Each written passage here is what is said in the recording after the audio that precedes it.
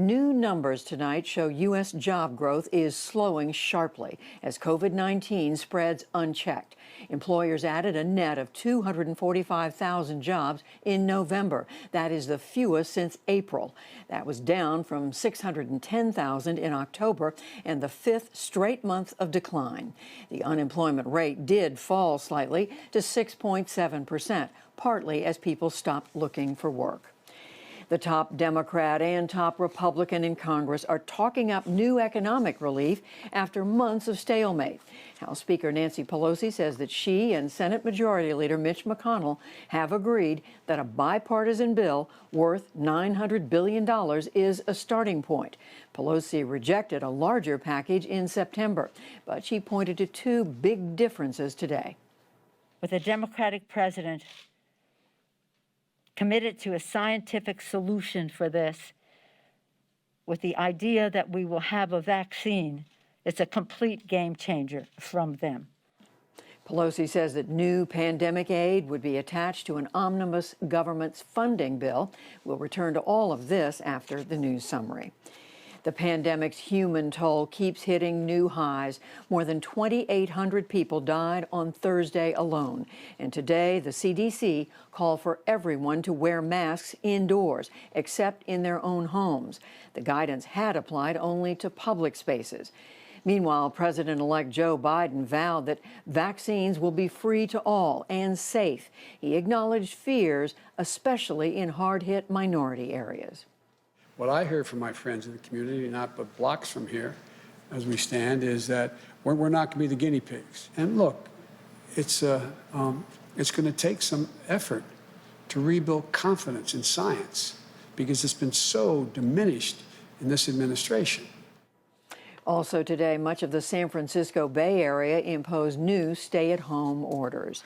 A federal judge in New York State has ordered that DACA, a program that protects migrants brought to the U.S. illegally as children from deportation, be restored.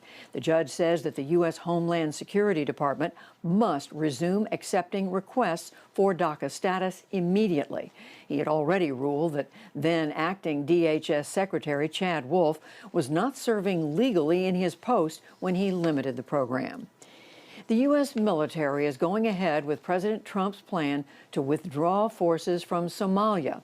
Today's announcement says most of the 700 to 800 U.S. troops will move to neighboring countries.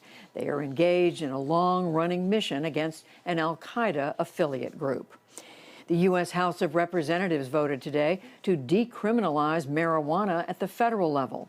Democrats argued in favor of treating it as a public health issue. Most Republicans said there are more important matters. The bill is likely to die in the Republican-run Senate. On Wall Street, hopes for economic relief overshadowed disappointing jobs numbers. The Dow Jones Industrial Average gained 248 points to close at 30,218. The Nasdaq rose 87 points and the S&P 500 added 32. All three indexes finished at all-time highs.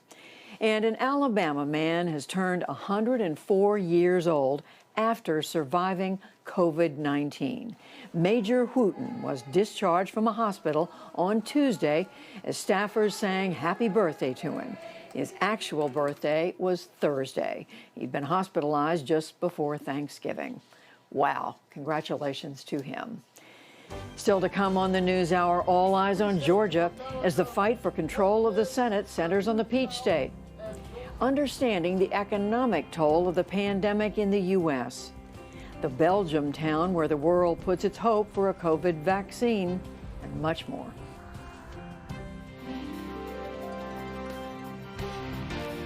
This is the PBS NewsHour from WETA Studios in Washington and in the West from the Walter Cronkite School of Journalism at Arizona State University.